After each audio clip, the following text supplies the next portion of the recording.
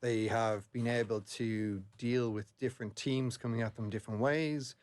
They've been able to play with players injured. They've been able to play with a different approach, an attack approach, and a different defensive approach.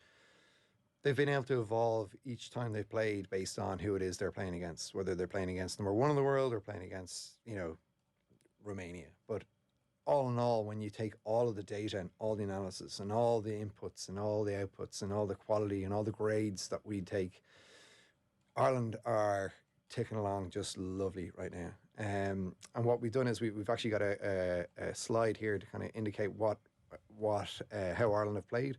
And what we're basically identifying is the quality of each player's performance and putting them into kind of categories. So front row, second row, back row, half backs and back three.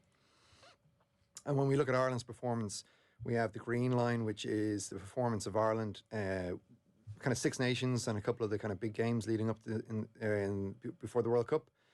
And then we've got the white line, which is against South Africa. And the really, really important thing to show here is that the performance of the two teams, whether it's before the World Cup or now, is nearly identical. So the two lines, for anybody who's listening, the two lines are kind of basically mirrored, nearly identical. So there's a little bit of improvement in our second row on Saturday, and our back three, a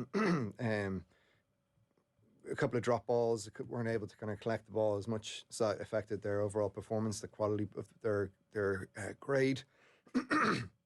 But as a whole, the line mirrors that Ireland have been very, very successful and incredibly consistent over the last year. So we've just had the Ireland consistency slide up. If we could put the South Africa consistency slide up, you can see they do very closely align. However, Ireland's two lines are closer. Yeah, significantly. And what we're showing here is that the front rows of South Africa kind of mirrored what they had in the leading up to the World Cup.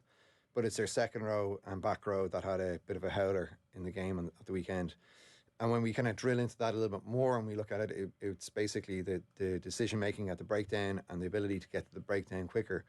And I'm kind of wondering whether or not one or two of those players would be kind of slightly injured coming into the game. I know Etzebeth had an injury from a line-out lift, which is a totally different thing that we could talk about as well. But these kind of players that are so used to getting to the breakdown and having their decision making kind of there for them, I think they just might. I think the coaching staff South Africa kind of missed a bit there, which is they didn't spend enough time at the breakdown leading up to the game. They didn't take Ireland's threat at the breakdown significantly enough, and the ability of Ireland to work harder and work faster. And that's what shows in this graph, the significant drop in the overall performance of the second row and back row.